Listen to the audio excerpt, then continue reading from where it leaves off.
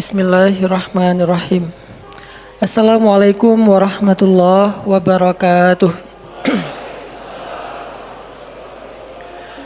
Alhamdulillahirabbil alamin. Alhamdulillahilladzi arsala rasulahu bil huda wa dinil haq liyuzhirahu 'alad dini kullihi wa kafa billahi syahida.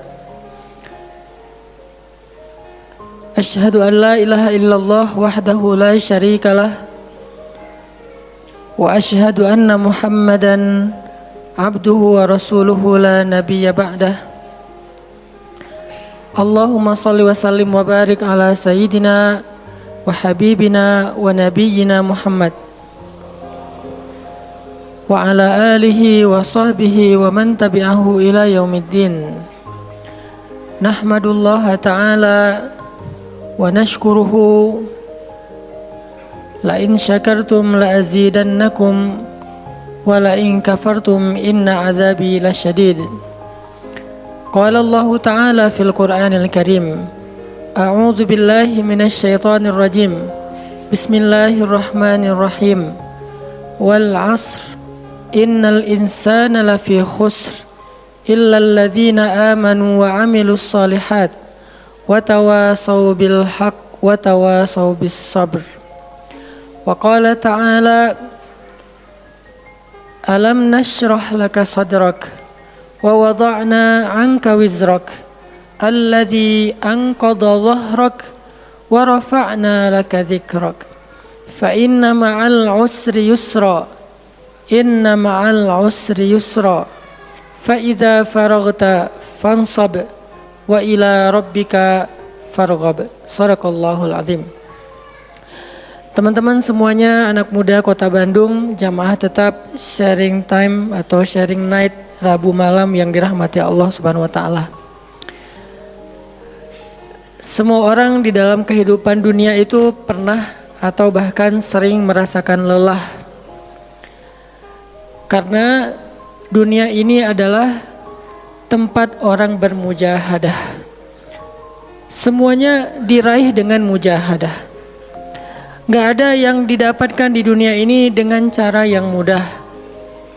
Karena tabiat dari dunia itu adalah tempat bersusah payah. Fitrahnya dunia adalah tempat orang bercocok tanam, bukan memetik hasil. Yang namanya bercocok tanam, kalau kita melihat pada kehidupan para petani atau para pekerja di ladang, di sawah, di kebun, maka kita akan melihat akan melihat kelelahan, keletihan dan kesusah payahan yang luar biasa. Itulah tabiat dunia. Berbeda dengan tabiat di surga. Di surga itu semuanya akan didapatkan dengan cara yang mudah. Bahkan sebagian riwayat mengatakan seorang perempuan di surga apabila inginkan seorang anak, maka Allah Subhanahu wa taala akan memberikan anak kepadanya saat itu juga tanpa harus bersusah payah mengandung selama 9 bulan. Saat ini pengen punya anak dengan spesifikasi tertentu, maka saat ini juga dia akan diberikan anak bayi tanpa harus mengandung 9 bulan lamanya. Tanpa harus susah-susah menyusui. Allah akan datangkan untuk dia bayi yang dia sukai, kemudian Allah datangkan orang-orang yang akan pelayan-pelayan yang akan merawat dan membesarkan bayi itu untuk dia. Karena di sana dia adalah seorang ratu yang tidak perlu lagi bersusah payah. Di surga itu ketika seseorang menginginkan makanan, maka Allah Subhanahu wa taala mendatangkan untuknya makanan dengan cara yang sangat mudah. Bahkan ketika dia menginginkan buah-buahan, maka pohon itu akan menunduk untuknya sehingga dia bisa memetik buahnya tanpa harus bangun dari tempat duduknya jika dia menginginkan itu. Tetapi kalau dia menginginkan sesuatu yang lebih, misalnya dia ingin berjalan-jalan di kebun-kebun di antara banyak kebun surga, lalu dia ingin merasakan memetik pohon sendiri sambil membawa keranjang-keranjang yang indah, maka Allah juga akan memperkenankan keinginannya. Kaifa yasha, sebagaimana yang dia inginkan. Berbeda dengan dunia. Di dunia, apapun yang kita inginkan itu harus melalui mujahadah, melalui ikhtiar. Bahkan ketika kita ingin menjadi orang yang sekedar tidur-tiduran pun, Allah Subhanahu wa taala mentakdirkan tidur pun lelah. Tidur aja capek. Duduk capek. Ada orang yang duduknya capek akhirnya dia berdiri. Ya. Ada orang yang capek berdiri akhirnya pengen duduk. Kapan duduknya capek pengen berdiri? Salah satu yang sering saya alamin itu kalau lagi naik pesawat. Apalagi pesawat penerbangan 9 jam, 10 jam itu pasti capek banget duduknya tuh. Sehingga kita menginginkan seandainya ada uang kita pengen duduk di kelas bisnis. Tapi karena nggak mampu membeli tiket yang 3 kali lipat lebih mahal di kelas bisnis, ya nggak apa-apa lah di kelas yang biasa ekonomi. Tapi ketika lelah 4 jam, 5 jam pesawat berjalan itu udah luar biasa lelahnya, akhirnya berdiri mondar-mandir di antara lorong pesawat. Artinya duduk aja capek. Nggak ngapa-ngapain, suruh duduk doang. Nggak seperti orang dulu yang berangkat haji atau umroh, naik kapal, lewat darat, pas sampai di laut naik kapal dengan ontanya, dengan kudanya. Orang dulu mencari ilmu itu dengan mujahadah yang luar biasa, dengan naik onta berminggu-minggu. Ini naik pesawat cuman 9 jam, capek. Yang nggak ada guncangan, biasanya guncangannya cuman pas di awal sama pas mau landing doang. Di atas udah jarang ada guncangan karena dengan ketinggian tertentu dan pesawatnya besar. Tapi itu juga capek. Naik kereta coba. Dari Jawa ke Bandung misalnya. Sebutlah dari Semarang, dari Malang, dari Surabaya naik kereta 10 jam. Itu aja capek. Nggak usah jauh-jauh, Bandung Jakarta aja 3,5 jam. Itu pun capek. Atau kita naik mobil, nggak perlu nyetir. Pakai online, duduk aja di belakang atau di sebelahnya si driver, perjalanan setengah jam dari tempat kerja kita ke rumah atau dari rumah ke tempat kerja, ke kampus, ke sekolah gitu. Itu aja capek. Artinya dunia itu memang kayak gitu tabiatnya teman-teman. Tabiat dari dunia itu adalah lelah. Sehingga kalau ada orang yang menghindari capek dengan tidak ngapa-ngapain, itu hal yang agak klise dan naif. Bagaimana dia bisa menghindari lelah? Bagaimana dia bisa menghindari ta'ab? Bagaimana dia bisa menghindari bosan? Bagaimana dia bisa menghindari dalam keadaan susah payah? Sedangkan dia masih berada di sebuah tempat, bumi, dunia yang tabiatnya memang tempat bersusah payah dan lelah. Satu-satunya cara menghindari lelah yang tidak perlu lagi bersusah payah itu hanyalah masuk surga. Tetapi kan itu tidak terjadi sekarang, kita harus meninggal dulu dan kita belum mau. Ada yang mau meninggal masuk surga sekarang? Kalau dijamin sih insya Allah ya, masalahnya nggak ada jaminan. Kalau para sahabat enak, mereka dapat jaminan. Surga Bilal, sebelum Bilal meninggal, Rasulullah udah bilang, Bima sabaktani ilal jannah ya Bilal. Dengan apa kamu mendahului aku ke surga wahai Bilal? Dengan wudu dan sholat syukur wudu. Begitu juga nanti ada sahabat lain yang dijamin masuk surga bighairi hisab wala azab. Salah satunya adalah Ukasyah. Kalau kita tidak ada jaminan apapun di akhirat kecuali berikhtiar dan bermujahadah untuk bisa mendapatkan kebaikan sebanyak mungkin di sisi Allah. Sehingga alangkah naifnya seseorang yang menghindar dari ta'ab wal ham wal gham. Dia berusaha menghindar dari lelah, menghindar dari susah payahnya kehidupan, menghindar dari beban-beban hidup. Itu nggak bisa dilakukan karena kita masih berada di dunia. Yang perlu kita sekarang coba pilih adalah kita mau lelah untuk hal yang sia-sia? Apakah kita mau lelah untuk hanya bersenda gurau? Apakah kita mau lelah hanya untuk hal yang tidak ngapa-ngapain?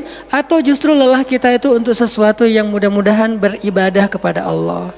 Makanya disebut dengan lelahnya menjadi lillah. Karena dua-duanya lelah. Ada orang yang pergi ke masjid lelah, capek pergi ke masjid. Tapi ada juga orang yang berbuat dosa, itu juga lelah. Memangnya kalau kita beribadah lelah terus berbuat dosa nggak lelah? Banyak orang yang berbuat dosa lelah dan kita pernah merasakan kehidupan seperti itu. Sehari, 2 hari, sebulan, setahun, 2 tahun, sampai kita benar-benar merasakan lelah banget dengan dosa. Di malam hari berbuat dosa, lelah, akhirnya tidur sepanjang siang. Di siang hari berbuat dosa, lelah, akhirnya tidur sepanjang malam. Lelah sama lelahnya. Antara orang yang beribadah dengan orang yang bermaksiat itu sama lelahnya. Bedanya apa?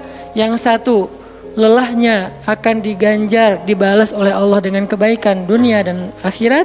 Yang satu lagi, lelahnya hanya akan disudahi dengan penyesalan. Sama-sama lelah. Bedanya, lelah yang pertama mungkin baru dirasakan hasilnya setelah itu. Lelah yang kedua seolah-olah bisa langsung dirasakan kesenangannya, tetapi kesudahannya adalah penyesalan. Makanya pada malam ini kita ingin merenungkan beberapa nasihat baik dari Al-Quran maupun hadis tentang bagaimana kita menjadi orang yang setiap hari tetap lelah, tetap banyak beban, tetapi beban itu mudah-mudahan menjadikan kita mendapatkan banyak kebaikan di sisi Allah. Makanya Nabi SAW bersabda dalam hadis riwayat Bukhari dan Muslim, "An-nasu ka'ibil mi'ah, la takadu tajidu fiha rahilatan." Manusia itu seperti 100 ekor onta. Manusia ka'ibil mi'ah, seperti 100 ekor onta. Yang harganya murah 50 juta, yang hidupnya untuk disembelih pada akhirnya nahar, disembelih.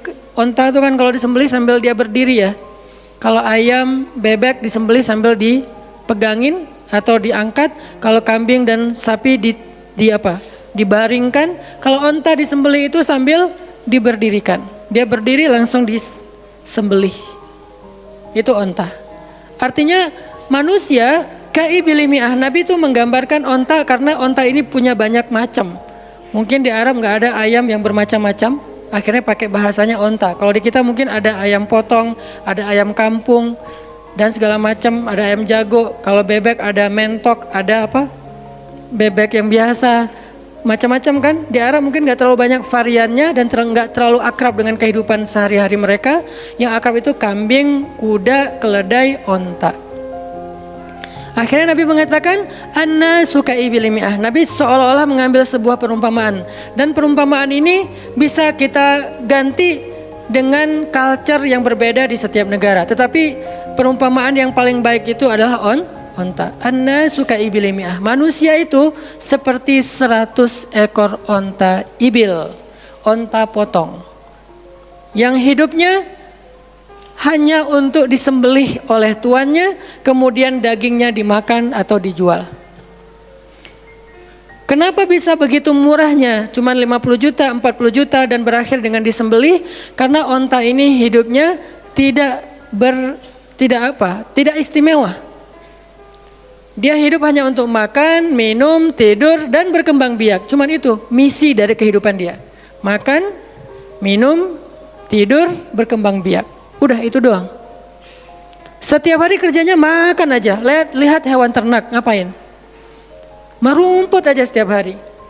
Nggak ada hewan ternak yang tiba-tiba dia lagi ngapain? Lagi sholat? Nggak ada. Hewan ternak misalnya lagi ngebantuin tetangga? Nggak ada. Hewan ternak lagi menjenguk yang sakit? Nggak ada. Hewan ternak yang lagi menyelesaikan hajat saudaranya? Hewan ternak yang lagi dengerin curhat? Nggak ada. Kenapa? Karena tugas misi kehidupan mereka itu cuma diciptakan untuk makan, minum, tidur, berkembang biak, udah. Ini namanya kalau di antara onta namanya ibil. Yang hidupnya itu sesederhana itu. Nggak ada yang rumit, nggak ada yang terlalu berlebihan. Dan an-nasu, manusia secara umum mirip dengan ibil. An-nasu ka'ibili mi'ah. Jadi kalau kita bandingkan dari 100 orang itu hampir semuanya seperti ibil. Misi hidupnya itu hanya untuk dirinya. Gimana caranya biar bisa makan, gimana caranya biar bisa istirahat dengan nyenyak, tidur, gimana caranya biar punya keluarga, berkembang biak, punya keturunan, dan kemudian dengan keluarganya dia punya family time. Kapan liburan, makan di rumah, jalan segala macam. Cuman itu misi dari kehidupannya. Sehingga Nabi menyebut mereka yang misi kehidupannya hanya dirinya dan keluarganya, kaibili mi'ah, seperti 100 ekor onta. Kurang istimewa. Orang yang hidupnya hanya untuk dirinya dan keluarganya itu kurang istimewa. Sehingga disebut dengan ibili mi'ah, 100 ekor onta. Tapi enggak hina, tidak rendah, tidak mungkin melenceng, sesat segala macam, enggak. Dia tetap tidak haram, tidak najis. Nabi tidak mengumpamakan manusia seperti seekor anjing, seperti seekor babi, enggak. Karena itu najis, haram dan seterusnya. Onta, makhluk yang hewan yang baik, cuman tidak istimewa. Di sini tidak ada judgement. Nabi itu orang yang nggak suka menjudge. Nabi nggak mengatakan manusia ini semuanya misalnya dengan kalimat celaan, keledai, enggak. Manusia ini misalnya hewan yang najis, enggak. Nabi mengatakan an-nasu ka'ibili mi'ah, manusia itu seperti 100 ekor onta. La takadu tajidu fiha rahilatan. Hampir-hampir di dalam 100 ekor onta itu kamu enggak mendapati satu pun onta yang dikenal dengan nama rahilatan, rahilah. Rahilah itu dari kata rihlah. Rihlah itu udah jadi bahasa Indonesia, rihlah. Kemudian di Inggris-Inggriskan jadi traveling, trip, segala macam. Rahilah dari kata rihlah. Apa itu rahilah? Onta yang bertugas untuk membawa beban tuannya dalam perjalanan panjang, baik itu berdagang maupun berperang. Dia punya misi lain selain makan, minum, berkembang biak terus dipotong. Enggak, misinya lebih keren. Apa? Membawa beban. Membawa beban tuannya. Itulah rahilah. Sehingga punggungnya adalah punggung yang berkah, karena di atas punggung itu ditaruhkan beban terus menerus oleh tuannya. Berangkat bebannya apa, pulangnya beban apa. Karena orang dulu kalau berangkat berniaga, berdagang ke luar negeri, itu tuh bukan berangkat bawa beban, pulang nggak bawa apa-apa karena udah diuangkan, enggak. Mereka barter konsep perdagangannya. Kalau berangkatnya bawa kain, pulangnya nanti bawa karpet. Berangkatnya bawa gandum, pulangnya nanti bawa sutra misalnya. Tetap aja ada beban karena mereka berangkat jual misalnya ke Syam, dari Mekah ke Damaskus. Nanti pulangnya dari Damaskus ke Mekah bawa lagi barang-barang Damaskus yang bisa dijual di Mekah. Pas berangkat bawa barang Mekah yang bisa dijual di Damaskus, pas pulang membawa barang Damaskus yang bisa dijual di Mekah. Li'ilafi Quraisy ilafihim rihlatash syita'i was-saif. Rihlah syita'i was-saif. Mereka melakukan rihlah pada musim dingin dan musim panas. Itulah ilafu Quraisy, kebiasaan orang-orang Quraisy. Ilafu Quraisy, kebiasaan tradisi orang Quraisy. Apa tradisinya? Berdagang di musim dingin dan di musim panas. Barang dagangannya beda-beda. Kalau musim dingin yang dibawa itu bahan-bahan jaket, bahan-bahan untuk menghangatkan tubuh, bahan-bahan yang kalaupun dia bawa makanan yang biasa dimakan di musim dingin yang menghangatkan tubuh. Kayak misalnya jenis bubur di Arab itu ada namanya adas. Dan itu disebutkan di dalam Al-Quran, di Al-Baqarah. Wa adasiha wa basaliha, ada adas, ada bawang. Adas itu salah satu makanan kesukaan orang Arab di musim dingin. Karena kalau makan adas kayak bubur gitu, dia badannya menjadi hangat. Jadi kayak menghangatkan tubuh gitu. Artinya syita'i was-saif, di musim dingin dan di musim panas, dua-duanya ada barang yang didagangkan, dan itu adalah ilafu Quraisy, kebiasaan tradisi orang-orang Quraisy. Rihlah. Siapa yang akan dibawa rihlah? Apa yang akan membawa barang dagangan mereka ketika rihlah? Namanya onta rahilah. Onta yang mengangkut beban barang tuannya. Rahilatan. Sehingga onta ini adalah onta yang lebih kuat fisiknya. Onta ini onta yang lebih tangguh perjalanan walaupun mengalami badai. Onta ini onta yang lebih kuat ingatannya sehingga dia menghafal jalan yang dilaluinya. Walaupun terjadi badai dia nggak tersesat. Jarang onta rahilah tersesat. Biasanya yang tersesat itu ibil. Ibil kalau ditaruh di tengah padang pasir, terjadi badai, terus bekas jalannya ketutup dengan pasir, dia bingung. Itu ibil. Sehingga kalau kita baca cerita-cerita tentang orang yang tersesat di padang pasir, rata-rata istilahnya kalau nggak jamal ya ibil. Kalaupun ada onta rahilah yang tersesat, berarti badainya parah banget. Kalau ada hadis onta rohilah tersesat, berarti badainya parah banget. Artinya rohilah ini ingatannya kuat. Dia kalau lewat satu jalan, setahun kemudian lewat lagi dia masih hafal. Itu rohilatan. Dalam teknologi sekarang kita nyebutnya dengan map.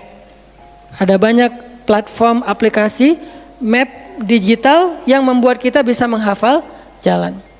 Dan diupdate terus, jalan ini sekarang macet segala macam. Rohilatan punya kemampuan membaca jalan walaupun mungkin berbeda dengan teknologi sekarang. Itu namanya rohilatan. Ini kata Nabi, la takadu tajidu fiha rohilatan. Manusia itu seperti 100 ekor onta. Dan di antara 100 ekor onta itu atau 100 orang itu, hampir kamu tidak mendapati satupun yang bernama rohilatan, yang mampu mengangkat beban lebih. Sehingga di sini Nabi SAW seolah-olah mengajarkan kita, memotivasi kita agar belajar menjadi rohilah. Manusia itu baru istimewa kalau dia menjadi rohilah, kalau dia mengangkut banyak beban, kalau dia menjadi orang yang paling banyak bermanfaat untuk orang lain. Makanya muncullah hadis, khairun nas anfa'uhum linnas, inna ahabban nasi ilallah anfa'uhum linnas. Dua riwayat hadis yang berbeda. Sebaik-baik manusia, kalau dalam analogi yang pertama, sebaik-baik onta adalah rohilatan. Bukan ibil, bukan nakoh, bukan jamal. Sebaik-baik onta rohilatan. Kenapa kok rohilatan? Karena dia yang paling bermanfaat. Soalnya dia yang paling banyak mengangkut beban. Sehingga dengan analogi tentang onta rohilah, kita menerjemahkan hadis khairun nas, sebaik-baik manusia, dengan istilah khair. Arti khair itu memberi lebih, arti khair itu bermanfaat. Khairun nas anfa'uhum linnas, sebaik-baik manusia yang paling bermanfaat untuk orang lain. Dalam riwayat yang lain, inna ahabban nasi ilallah, sesungguhnya orang yang paling dicintai Allah di antara manusia, anfa'uhum linnas, yang paling bermanfaat untuk orang lain. Itu yang paling dicintai Allah di antara manusia. Muncul lagi hadis yang mirip, inna ahabbal a'mali ilallah sururun tudkhiluhu ala qalbi muslim. Sesungguhnya perbuatan, amal soleh, aktivitas, pekerjaan yang paling disukai Allah di antara yang kita lakukan dalam kehidupan sehari-hari adalah membahagiakan hati orang lain. Ini semuanya hadis-hadis yang memiliki makna yang sama, yaitu menjadi pengangkut beban. Lelah Ustadz, lelah. Enggak ngangkut beban, lelah juga. Ngangkut beban, lelah juga. Cuman bedanya, orang yang lelah tanpa mengangkut beban, hidupnya penuh dengan keluh kesah, tidak ada yang menghargai, tidak dimuliakan, akhirnya dia ngeluh. Ada kan banyak orang yang ngeluh karena merasa dirinya nggak dihargai orang lain? Tetap aja ngeluh. Ada juga yang ngeluh karena terlalu banyak beban, padahal dua-duanya sama-sama ngeluh, kenapa nggak memilih yang lebih baik? Memangnya kalau kita nggak ngangkut beban, kita nggak akan berkeluh kesah? Ngeluh. Ngeluhnya mungkin bukan capek, ngeluhnya nggak ada yang hargai. Dan itu udah sunnatullah, kalau kita pengen dihargai, pengen dimuliakan, kita harus menjadi orang yang paling rohilah, yang paling banyak ngangkut beban. Nggak bisa kita jadi ibil tapi pengen diperlakukan seperti rohilah, itu nggak bisa. Kita tuh ibil, hidupnya untuk diri sendiri, nggak bantu siapa-siapa, nggak peduli dengan siapa-siapa, harta kita nggak bermanfaat untuk orang lain, pikiran kita nggak bermanfaat untuk orang lain, lisan kita tidak bermanfaat untuk orang lain, wawasan kita tidak bermanfaat untuk orang lain, apalagi tenaga kita nggak bermanfaat untuk orang lain, skill kita nggak bermanfaat untuk orang lain, semua tentang diri kita hampir tidak bermanfaat untuk orang lain, lalu kita ingin dihargai seperti orang yang paling bermanfaat. Ini naif, klise, nggak ada seperti ini, bukan sunnatullahnya. Karena seseorang itu diberi balasan sesuai dengan mujahadah. Al jaza ala qadril masyaqqah, balasan tergantung susah payahnya dalam berikhtiar. Siapa yang mujahadahnya lebih, maka rewardnya lebih, jazanya lebih. Jadi saya kadang-kadang ngerasa, dulu saya juga pernah merasa kayak gitu. Kenapa kok dia dihormati saya enggak? Kita enggak boleh cemburu tanpa alasan. Seolah-olah misalnya harusnya hormati semua orang dong, nggak bisa. Itu udah fitrah manusia dan sunatullah dalam kehidupan di dunia. Kalau kita pengen dihormati orang, kita harus menjadi rohilah. Kalau kita pengen dihargai orang, kita harus jadi rohilah. Nggak bisa kita berharap dihargai oleh pasangan kita atau calon pasangan kita, tapi kita nggak punya tanggung jawab, nggak bisa. Kalau teman-teman pengen dihargai oleh pasangan halalnya, teman-teman harus mengangkat tanggung jawab yang lebih berat daripada dia. Kalau dia yang capek, kita leyeh-leyeh aja di rumah, tapi kita minta dihargai, saya kan suami. Suami itu bukan status, suami itu peran. Ada orang dia jenis kelaminnya perempuan, tapi dia suami. Kenapa? Karena dia mengambil peran laki-laki. Dan itu saya melihat banyak perempuan seperti ini, hebat dan memalukan bagi suaminya. Di beberapa tempat saya melihat suaminya di pagi hari nggak kerja, cuma nongkrong-nongkrong aja di warung. Ngopi juga itu ada uangnya, giliran untuk nafkah keluarga dia nggak punya uang, untuk ngopi, untuk rokok dia punya uang, untuk anaknya nunggak sekolahnya, untuk anaknya makanannya seadanya. Sehingga karena ini udah berjalan bertahun-tahun, akhirnya istrinya udah nggak sanggup lagi berharap kepada dia, minta cerai juga nggak dicerai-ceraikan, akhirnya istrinya ikhtiar sendiri. Istrinya jadi pembantu rumah tangga, istrinya jadi kerja ke luar negeri. Saya beberapa kali ke Hong Kong, hampir tiap 4 bulan sekali ke Hong Kong, dan selalu mendengar cerita teman-teman di Hong Kong, para pejuang-pejuang di Hong Kong itu kan 99%-nya perempuan ya. Hong Kong itu 99% lebih perempuan. Beda kan sama Taiwan, Korea itu laki-laki dan perempuan agak imbang lah. Tapi kalau Hong Kong itu bisa dibilang dari 100 pekerja 99 orangnya bahkan lebih adalah perempuan. Dan semua mereka punya masalah yang hampir sama di negerinya, di kampungnya. Masalahnya mereka terpaksa untuk berangkat ke luar negeri karena ada yang demi membiayai sekolah anak-anaknya, single parent. Kemana suaminya? Suaminya pergi dan tidak bertanggung jawab. Atau suaminya ada tapi tidak mampu mencari nafkah. Terpaksa dia kerja ke luar negeri dengan segala macam resiko. Dan banyak banget kasus di Hong Kong. Siapa juga yang mau jauh-jauh dari keluarganya, apalagi punya anak masih kecil ya.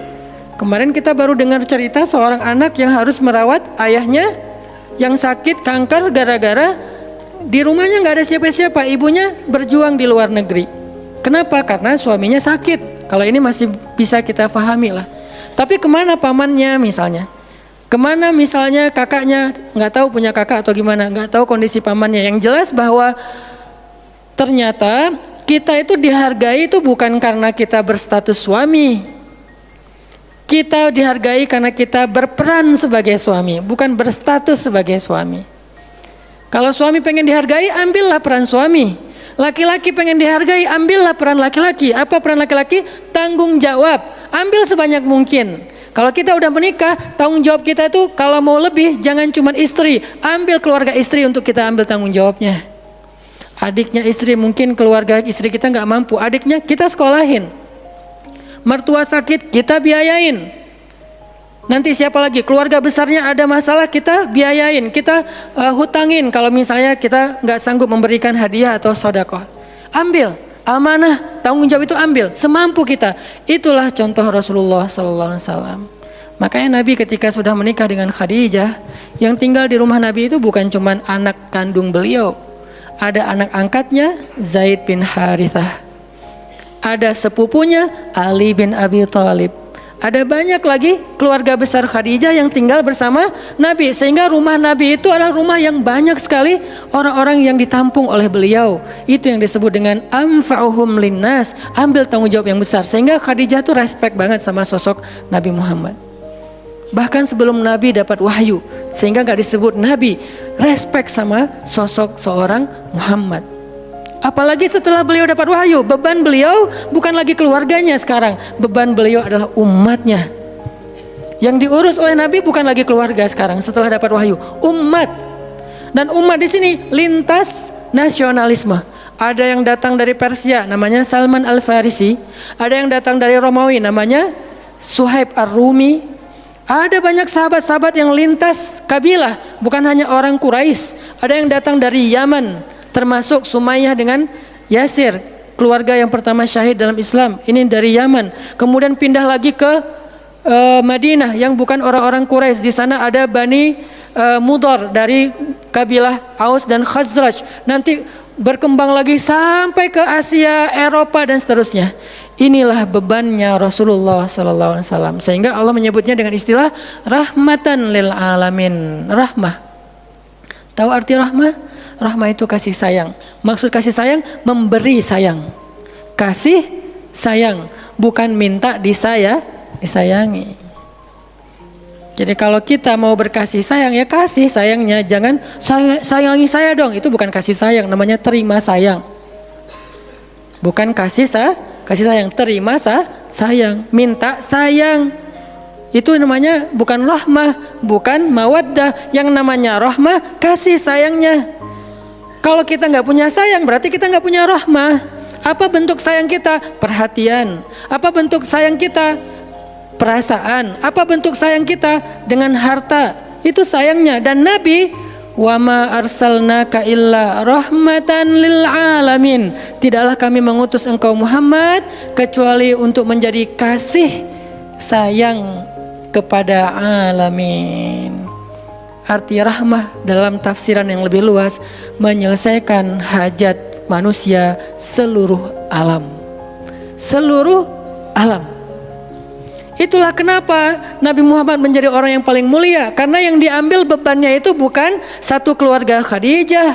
Bebannya itu bukan satu kota Makkah. Bebannya itu bukan cuma orang Arab. Alamin. Sehingga Allah mengatakan, wa rafa'na laka dzikrak. Kami angkat engkau menjadi manusia yang paling mulia. Karena beban yang diambilnya paling berat. Apa beban Nabi? Apakah cuma ceramah? Enggak cuma ceramah. Kalau cuma ceramah gampang. Saya pernah menjadi penceramah dan saya pernah menjadi programmer dalam dakwah. 8 tahun saya ceramah di Bandung. Gampang banget. Dan kalau mau nyaman jadi ustadz, mending saya jadi penceramah aja. Gampang banget. Diundang-undang, ustadz mau dijemput? Ya jemput dong, jemput. Ya, ustadz kan dijemput, jarang kita jalan sendiri, seringnya dijemput. Dan karena dia pengen memuliakan kita, dia cari di tempat itu siapa yang punya mobil paling bagus untuk menjemput ustadz. Kalau di kampung, cari siapa yang punya mobil baru, yang tahun misalnya 2018 lah, kalau nggak ada 2019, saya punya, ya udah pinjam ya untuk jemput ustadz. Oh boleh, saya senang, jemput. Kalau perlu yang punya mobilnya sekaligus jadi supirnya, jemput ustadz. Enak jadi penceramah. Jemput, tunggu di depan rumah, nggak langsung ketok. Kenapa? Nggak enak mau ngetok, biar ustadznya santai aja. Ustadznya keluar, dibukain pintu. Terserah mau duduk di depan, duduk di tengah. Kalau ustadznya duduk di tengah, nggak ada yang di sebelahnya, kosong. Mau goler-goler, mau jungkir balik, bebas. Ustadz. Saya pernah ngalamin masa kayak gitu. 8 tahun, mudah banget, diundang-undang, semua wajah tersenyum, nggak ada yang cemberut, namanya juga ustadz.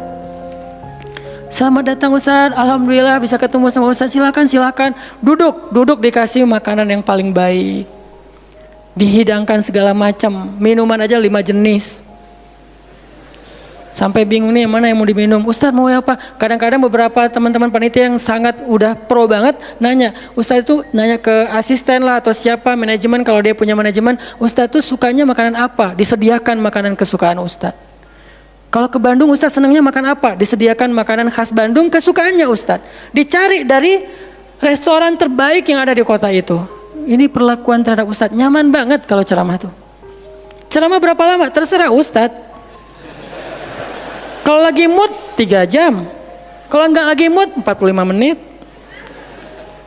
Ustadz kok ceramahnya cuma sebentar? Saya lelah sekali. Oh nggak apa-apa Ustadz, istirahat ya Ustadz, sehat terus ya Ustadz, doain. Pulang dianterin, maaf dikasih amplop, transport segala macam. Kadang-kadang wah ngasihnya cukup untuk 2 bulan makan. Masya Allah enak. Kalau cuman yang disebut dengan rahmatil alamin itu cuman ceramah, itu bukan rahmatil alamin. Walaupun itu salah satu kebaikan. Tapi kemudian setelah 8 tahun saya berdakwah dengan ceramah, saya mengubah konsep dakwah saya menjadi programmer. Memprogram masjid. Al-Latif. Saya ngomong dengan Pak Iman beri saya kesempatan memprogram Al-Latif, bikin gerakan, bikin dakwah. Bukan masjid yang memprogram, kemudian Ustadz mengisi, itu salah. Menurut saya Keliru kalau masjid membuat program, ustadz cuma mengisi program itu. Keliru. Ustadz yang program, masjid fasilitasi, nanti insya Allah akan berkah. Alhamdulillah Pak Iman, Ketua DKM Al-Latif sepakat. Ya udah Ustadz silakan, mangga, dikasih waktu 2 tahun. Kalau nggak ada perubahan diambil alih. Dalam 2 tahun kita coba program dari awal. Bikin gerakan anak muda, pemuda hijrah lahir waktu itu. Mulai programming, gimana caranya biar masjid rame. Dari yang cuma 20 orang kajian setiap Rabu malam, dari dulu udah Rabu malam. Yang hadir berapa orang? 20 orang. Kalau Persib lagi main, libur. Semua pada nonton. Malah sering lagi libur. Kadang-kadang Persib nggak main. Terus yang main siapa? Yang main Piala Eropa kah, Piala Champion kah, Liga Eropa, Piala Dunia, libur. Akhirnya berkembang pelan-pelan jadi setengah masjid. Satu masjid membludak keluar masjid sampai ke Jalan Cendana. Akhirnya pindahlah ke masjid ini. Kenapa? Karena udah nggak nampung. Nggak enak juga dengan tetangga karena parkirnya kemana-mana. Kan kita pindah ke sini karena Al-Latif nggak nampung. Nah, ketika dakwah berubah menjadi programmer, bebannya beda. Udah nggak kayak dulu, enggak, beda. Pergi taklim, pergi sendiri. Bahkan berkorban dengan harta sendiri, bareng-bareng dengan teman-teman. Semuanya lelah, kita meeting sampai tengah malam. Emangnya gampang membuat tren hijrah? Nggak mudah teman-teman. Kita harus meeting, mikirin. Sekarang tambah lagi beban yang lain, Barisan Bangun Negeri. Para ustadz berkumpul, bikin gerakan bersama. Kita bikin Barisan Bangun Negeri, dikasih amanah untuk jadi amirnya, mikirin apa yang harus kita lakukan. Program pertama saya bilang less waste, isu lingkungan. Kenapa? Kita pengen jadiin masjid sebagai 911. Tapi pelan-pelan, nggak bisa langsung. 911 ini nanti kalau ada masalah di masyarakat, tetangga masjid yang ditelepon masjid. Anak saya sakit, telepon masjid. Ada yang meninggal, telepon masjid. Ada yang pingsan, telepon masjid. Ada yang baru diputusin, telepon masjid. Sampah ini udah darurat. Bandung ini hanya batas deadline penanganan sampah kita kalau kata Pemkot itu sampai 2023. Kalau kita nggak punya alternatif, ini akan jadi masalah besar. Jakarta, saya kemarin ke Jakarta sampai 2022, lebih cepat sedikit daripada Bandung. Artinya mereka hanya bisa menampung sampah sampai 2022. Sisanya kalau nggak ada solusi alternatif, maka akan terjadi masalah besar, tumpuk sampah di depan rumah masing-masing selama nggak usah sebulan, seminggu aja gimana rasanya? Nggak ada yang ngambil sampah di depan rumah kita, seminggu aja. Petugas sampah nggak ngambil sampah di depan kos-kosan, di depan rumah. Sehari telat aja itu udah nggak enak, apalagi seminggu, sebulan, setahun, jadi gimana? 2022, kota-kota besar rata-rata terancam dengan bom waktunya sampah. Kita angkat less waste supaya masjid menjadi salah satu media komunikasi antara Pemprov, Pemkot, pemerintah kepada publik. Kenapa? Soalnya trust publik kepada masjid itu bagus. RT RW bikin program pungut sampah kayak edukasi dan campaign tentang sampah, yang datang sedikit. Kalau RT RW bikin program, hari Minggu yuk kita bikin gerakan pungut sampah, sedikit yang datang. Tapi masjid bikin taklim, yang datang ribuan, apalagi 2-3 tahun terakhir, alhamdulillah luar biasa. Sehingga masjid punya potensi untuk mengkomunikasikan masalah ini kepada publik. Saya ajaklah teman-teman, yuk kita bikin isu sampah dimulai dari masjid. Jalan 2, Bandung, Bintaro udah jalan. Next mau kita jalankan di Jogja, di Malang, dan di Pontianak. Seluruh masjid di Indonesia. Programming, mikir, harus ketemu dengan beberapa orang, dan habis waktu saya dalam beberapa tahun terakhir bukan untuk dakwah tablik, makanya udah jarang ceramah. Teman-teman kalau ngelihat ceramah anak Taki di Bandung cuma sekali seminggu, itu juga kalau nggak libur ya. Kajian Rabu malam. Ustaz Hanan selain Rabu malam ngapain sih? Ustaz kosong nggak? Kosong, saya bilang. Kenapa nggak mau ngisi jadwal? Kosong dari taklim tapi nggak kosong dari aktivitas. Sehari meeting bisa 5 kali. Dulu saya pernah yang kalau bahasa teman-teman tuh ngeprank jamaah, bukan ngeprank sebetulnya. Katanya Ustaz nggak datang, tiba-tiba datang kan? Itu tuh meeting 5 kali sehari, dari pagi, siang, sore, menjelang maghrib, baru beres isya. Meeting dengan siapa aja Ustaz? Banyak hal yang harus kita bereskan untuk bisa memunculkan satu program kecil. Akhirnya beres isya, saya bilang masih ada jamaah enggak? Sebagian udah pulang Ustaz, tapi yang lain masih pada nunggu, kasihan. Ya udah saya jalan aja ke sini naik motor, sampai di sini isya baru ngisi kajian. Artinya ternyata bebannya beda. Tapi rohilatan, Itu yang disebut dengan dakwahnya Nabi. Saya baru mengambil sebagian kecil dari banyak varian dari dan instrumen dakwah Nabi. Itu cuma sebagian kecil, memprogram. Baru masjid. Nabi itu alamin loh. Gimana mengubah kota Mekah yang dulunya kemusyrikan merajalela, perzinahan merajalela, kemudian anak perempuan dibunuh karena dianggap membawa sial, riba luar biasa, banyak yang dibunuh gara-gara gak mampu membayar hutang, dan perbudakan, dan banyak lagi masalah sosial. Bukan hanya masalah akidah dan ibadah. Akidah dan ibadah itu adalah inti masalahnya, kemudian merembet ke masalah sosial, biasanya kayak gitu. Kalau akidahnya melenceng, biasanya sosialnya rusak. Walaupun gak selalu kayak gitu juga sih. Karena ada di beberapa negara yang akidahnya mereka syirik, tapi sosialnya bagus. Walaupun ada problem sosial lain yang mungkin gak perlu dibahas di sini. Yang jelas awalnya berawal dari kemusyrikan, kemudian berkembang menjadi masalah ekonomi, sosial, dan seterusnya. Nabi menyelesaikan masalah kota Mekah. Gimana caranya? Mekah yang tadinya kota yang jahiliyah menjadi kota Islamiyah, kota yang Rabbaniyah, kota yang penuh dengan kebaikan. Madinah yang tadinya kota yang penuh dengan sampah, Yathrib berubah menjadi kota Munawwarah. Sekarang udah nyampah lagi. Di zaman Nabi itu benar-benar Madinah Munawwarah. Sekarang mungkin nggak sebagus di zaman Nabi, cuman bangunannya doang yang megah, tapi secara lingkungan, secara sosial nggak sebaik zaman dulu lah. Kalau bangunan itu kan bukan indikasi peradaban ya. Karena kita pernah mengalami masa peradaban Islam yang keren, nggak ada tuh bangunan pencakar langit seperti Dubai. Kita di Dubai bangunan pencakar langit, tetapi secara peradaban ada masalah di Dubai, terutama masalah sosial. Di Arab Saudi masalah lingkungannya luar biasa, salah satu penghasil sampah 10 besar di dunia. Kalau untuk masalah sampah organik termasuk 5 besar di dunia. Artinya makan sering dibuang-buang. Makanya sampah organiknya paling banyak, waste-nya paling banyak. Itu yang diselesaikan oleh Nabi di kota Mekah dan Madinah, kemudian berkembang di kota-kota lain sampai ke Irak, sampai ke Syam, sampai ke Mesir, sampai ke Eropa, sampai ke Turki, sampai ke Afrika, bahkan sampai ke Nusantara. Rahmatan lil alamin. Rahmah bukan cuma ceramah. Kalau ceramah, Nabi lebih jago dari siapapun. Orang siapapun yang berceramah itu kopas dari Nabi kan? Ada yang ceramah nggak kopas dari Nabi? Nggak ada. Kopas dari Nabi Musa enggak, kecuali diriwayatkan dari Nabi Muhammad, kemudian baru Nabi Muhammad meriwayatkan dari Nabi Isa dan Nabi Musa. Semuanya kopas, copy paste dari Rasulullah SAW. Artinya kalau mau ceramah, bahan Nabi itu banyak banget. Dan kalau Nabi mau ceramah, yang ngundang pasti banyak banget. Jadilah Nabi dai sejuta umat. Capek pasti setiap hari 5 kajian. Nabi lagi di mana? Lagi di Syam. Sampai 2 tahun ke depan jadwal ceramah penuh. Kalau Nabi mau kayak gitu. Tapi ternyata Nabi bukan cuma ceramah, memprogram umat. Ada yang masalah datang ke Nabi, ya Rasulullah, saya diceraikan oleh suami saya dengan bahasa kamu bagi saya seperti ibu saya, zihar. Nabi bingung nih, gimana nih zihar? Kok suaminya gitu banget sih sama dia? Ya udah, berarti kamu sudah diceraikan oleh suamimu.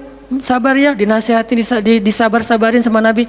Dia pulang turun ayat surat Al-Mujadalah tentang bab zihar. Ada lagi yang datang rame. Dia yang salah, saya yang salah, dia yang salah. Akhirnya didamaikan sama Nabi. Nabi mau takbir nih, pergi ke masjid mau sholat berjamaah. Mau takbir, ya Rasulullah, di Bani Salamah ada masalah, mereka hampir berperang. Gak jadi takbir, pergi ke Bani Salamah menyelesaikan hajat mereka. Datang-datang jamaah udah sholat, Nabi sholat yang jamaah yang kedua. Artinya rahmah, ngambil beban umat. Belum lagi nanti beban umat yang tertindas di antara Bani Israel, di luar negeri, di Yaman, di Syam. Yang Nabi mengutus para sahabat untuk menyelesaikan hajat-hajat mereka. Makanya Nabi mengatakan, siapa yang datang kepada saudaranya untuk menghilangkan masalahnya, maka Allah akan menghilangkan masalah orang ini nanti di akhirat. Makanya beban Nabi itu berat banget teman-teman. Kalau kita baca sirah Nabi, luar biasa, Nabi itu lelah banget. Sampai para sahabat meriwayatkan Nabi itu dulu sebelum dapat wahyu, beliau seger gitu. Setelah dapat wahyu tetap ganteng, tetap keren, karena memang aslinya udah dari sononya keren ya. Cuman udah ada guratan lelahnya tuh terasa di wajah beliau. Lelah banget. Sampai Nabi itu pernah sampai Allah bilang gini, "Fala'allaka bakhi'un nafsaka 'ala atharihim." Hampir saja engkau mencelakai dirimu gara-gara mereka. Apa maksudnya? Kok Nabi hampir mencelakai dirinya gara-gara mereka, itu maksudnya apa? Saking terbebannya Nabi dengan kondisi umat, hampir-hampir Nabi itu sakit keras, hampir-hampir Nabi itu binasa, celaka, meninggal demi mikirin nasib umat. Kayak gitu banget coba. Itu namanya rohilatan. Kita belum sanggup untuk memikul beban umat sedunia. Makanya minimal kalau kita nggak ngambil beban umat sedunia dengan tangan kita, minimal dengan pikiran kita aja. Kita mikir nggak sih nasib Palestina? Atau kita masih nganggap bahwa itu beda negara? Kalau beda negara oke. Apakah kita memikirkan mereka karena kemanusiaan? Masa kita mau bilang mereka bukan manusia? Kan sama-sama manusia. Harusnya kita merasakan apa yang dia rasakan karena kita sama-sama manusia, punya perasaan yang sama. Kalau kehilangan akan sedih, kalau melihat kezoliman juga nggak akan kuat, kalau dizolimi juga akan sakit. Kita mikir nggak tentang Palestina? Kita mikir nggak nasib Suriah? Kita mikir nggak nasib Rohingya? Kita mikir nggak nasib Yaman? Apakah gara-gara kita mikir tentang mereka lantas kita jadi radikal dan teroris? Sejak kapan kita memikirkan nasib orang yang tertindas tiba-tiba jadi radikal? Apakah orang yang tidak memikirkan orang lain hanya dirinya sendiri berarti orang yang baik? Justru makin banyak kita mikirin nasib mereka, kita makin rohilatan walaupun belum sanggup menyelesaikan hajat mereka, mikir doang. Dengan kita lihat postingan yang terakhir di Idlib, bagaimana anak bayi kehilangan kakinya gara-gara kena bom dari tentara Rusia. Kita belum sanggup ngasih solusi sebagai pribadi maupun sebagai bangsa, belum sanggup. Pertama jaraknya jauh, kedua memang kita juga belum punya kemampuan untuk itu. Tapi kita berharap suatu saat Indonesia ini harus sanggup menyelesaikan masalah dunia. Kenapa? Kita ini punya potensi peradaban, bangsa yang besar. Masa kita mau jadi kerdil terus ngikutin bangsa lain? Kita ini bangsa besar, umat Islam terbesar di dunia. Dan orang Indonesia itu pinter-pinter, profesornya banyak, saintisnya banyak, orang kayanya banyak, keren Indonesia nih. Kenapa Indonesia yang keren kayak gini cuma ngurus diri sendiri aja nggak bisa? Harusnya ngurus dunia bukan ngurus diri sendiri. Itulah Islam yang sebenarnya. Kita ngurus Rohingya, gimana caranya Rohingya punya tempat tinggal? Kita urus Suriah, kita urus Palestina. Lalu apakah kita memikirkan tetangga kita? Teman-teman lihat deh, salah satu yang mungkin proyek kecil lah. Ini yang karena yang saya tahu, karena istri sendiri yang ngerjain. Lihat rumah teduh Sahabat Iin. Setiap harinya ada yang meninggal dengan kanker ovarium yang gede banget, ada yang kanker yang dulu yang saya bawa Ustaz Abdul Somad keliling di Bandung tuh, seorang anak muda yang udah meninggal, seminggu setelah Ustaz Abdul Somad mengunjungi dia, Rian namanya, meninggal dunia. Alhamdulillah dia sempat ketemu dengan Ustaz Abdul Somad, sempat dinasehati, mudah-mudahan di akhir hayatnya dia setelah dapat nasihat dari UAS, dia jadi sabar, jadi balik lagi ke Allah sehingga husnul khatimah. Datang kita ketemu dengan Rian, habis ininya. Gara-gara apa? Gara-gara pernah kecelakaan di laut, terus jadi kayak kanker kulit, luar biasa. Itu parah banget. Dan itu nggak satu kasus, banyak. Di Jawa Barat aja udah banyak banget, apalagi Indonesia. Apakah kita mau mengambil beban itu? Atau kita bahkan melihat juga nggak mau karena ngerasa nggak kuat, nggak berani. Terus kapan kita kuatnya? Kalau kita nggak kuat, namanya bukan rohilah. Yang namanya rohilah itu harus kuat, dikuat-kuatin kalaupun nggak kuat. Sudah seberat apa beban yang kita ambil selain, dan itu nggak bisa di apa ya bahasanya, diambil sebagian dibuang sebagian yang lain, enggak. Minimal kalau yang di dekat kita mengambil bebannya sampai menyelesaikan hajatnya dengan harta, mungkin dengan skill, dengan network, dengan minimal dengan sosial media kita repost, ya ada yang bisa bantu ini, enggak. Kalau yang di luar negeri karena kita nggak sanggup menyelesaikan, minimal dengan pikiran dan doa, kasihan ya mereka, doain terus karena doa kita itu ngaruh. Jangan berpikir mendoakan mereka itu nggak ngaruh itu. Mempercepat datangnya pertolongan Allah. Minimal dengan doa kita Allah kuatkan hati mereka. Minimal dengan doa kita Allah kuatkan hati saudara kita di Yaman, di yang kelaparan di Syam, di Palestina, di Rohingya, di Turkistan yang masih dalam campnya orang-orang komunis. Minimal doa kita menguatkan hati mereka, kan berarti membantu. Ada orang yang ketika dapat musibah kita datang nggak bisa ngasih solusi, tapi begitu kita nasihati lalu kita doakan, itu udah membantu dia, minimal hatinya jadi lapang. Kemudian kita doakan, dia merasa diperhatikan. Bukankah itu sebuah bantuan? Dan itu rahilah. Semuanya aja yang di luar negeri kita pikirkan, apalagi yang di dalam negeri, semampu kita. Makanya nama barisan kita tuh Barisan Bangun Negeri. Kalau ditanya, apa Ustadz tujuan bikin gerakan Barisan Bangun Negeri? Ya bangun negeri. Masa masih ditanya ya? Karena masih ada yang nanya, ngapain sih tuh ustadz-ustadz ngumpul mau bangun negeri? Itu udah jelas dari namanya juga. Terus santrinya ngapain? Namanya Santri Bangun Negeri. Ustadznya Barisan Bangun Negeri, ada 2 nama. Para guru, saya pelan-pelan pengen ngumpulin para guru-guru yang seleting supaya kita barengan, ngumpulin pelan-pelan, namanya Barisan Bangun Negeri. Nanti teman-teman yang ngikutin para guru, para santri, namanya Santri Bangun Negeri. Jadi kalau ditanya mau ngapain, mau bangun negeri. Programnya apa? Pertama, program isu lingkungan. Nanti naik lagi isu sosial, naik lagi isu healthcare, kemanusiaan, kesehatan dan seterusnya. Kan itu tugas pemerintah, kita nggak mau menyalahkan siapapun, udah capek berdebat. Tugas kita sekarang siapa yang pengen jadi rohilah.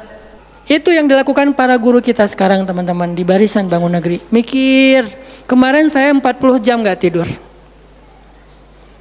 Dari Bandung ke Jogja, di Jogja ada acara, udah beres acara kita ada meeting yang penting banget yang bikin saya sesak sampai sekarang. Itu ada diskusi yang saya tidak bisa sampaikan ke publik. Itu diskusi dari jam 11 malam sampai jam setengah 4 subuh. Kenapa diskusinya sampai malam Ustaz? Karena besok kita semuanya udah pada bubar, udah pada pulang masing-masing ke negerinya, sehingga nggak sempat ketemu. Ketemunya kita cuman malam Selasa. Selasa subuh pesawatnya udah mulai ada yang pesawat jam 5, jam 6, jam 7. Jadi malam itu harus kita selesaikan meeting kita. Meeting lah kita sampai jam setengah 4 subuh. Beres meeting langsung ke bandara. Saya dengan salah satu ustadz ke bandara berdua naik flightnya pas bareng. Belum selesai tadi meetingnya, meeting lagi di pesawat dari Jogja ke Jakarta.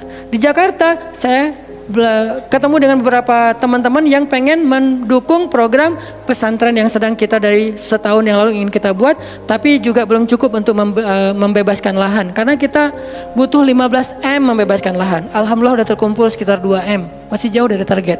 Baru membebaskan lahan, belum membangun. Akhirnya bahasa istri saya ngamen di Jakarta dari pagi, siang, sore, malam pulang. Di kereta juga diskusi lagi sama istri karena ada beberapa program yang harus kita bereskan. Sampai rumah jam 12 malam. Jadi 1 hari setengah, hampir 2 kali 24 jam baru istirahat. Itu kalau programming. Beda dengan ceramah. Diundang ke Jogja, Ustadz ceramahnya di Jogja, oke jam berapa? Isya, ya udah saya datangnya maghrib. Terbang jam 5 sampai di sana maghrib. Ceramah, beres ceramah saya tidur, gampang kan? Beres ceramah jam 11 malam balik ke hotel, dipesankan hotel sama panitia. Hotelnya mau yang gimana Ustadz? Terserah, yang dekat-dekat aja biar nggak capek di jalan. Oh ya Ustadz, dikasih hotel biasanya yang enak, yang deluxe. Masuk ke hotel, mandi air hangat ya. Beres mandi air hangat, pesan makanan online. Karena tadi belum makan, misalnya kalau telat makan juga, pesan datang ke kamar. Kadang-kadang saya cuma pesan 1 jenis, mereka pesan 3 jenis. Saya belum makan, lapar, boleh nggak pesan sate? Oh boleh Ustaz. Datang sate, datang mie godok, datang apa, banyak. Semuanya ditaruh di depan kamar. Ustaz, ini udah ada makanannya. Masya Allah makanannya banyak gini. Kalau cuma ceramah, habis makan jam 12 tidur. Bangun sholat subuh, beres subuh, olahraga. Ya, karena di hotel treadmill. Beres treadmill, berenang. Beres berenang, breakfast. Beres breakfast, terbang ke Bandung. Kan enak ya? Kalau cuman ceramah. Jadi kerjanya cuman 1,5 jam pas ceramah. Itu juga santai. Namanya juga ceramah gampang. Tapi kalau programming, buat program kayak tadi ceritanya, meeting gak beres-beres. Sampai enak dengan meeting. Kopi entah berapa gelas. Ada yang digulaan, ada yang gak digulaan. Ada yang pakai susu, ada yang gak pakai susu. Sampai diistilahkan yang gak pakai susu kopi akhi, yang pakai susu kopi ukhti.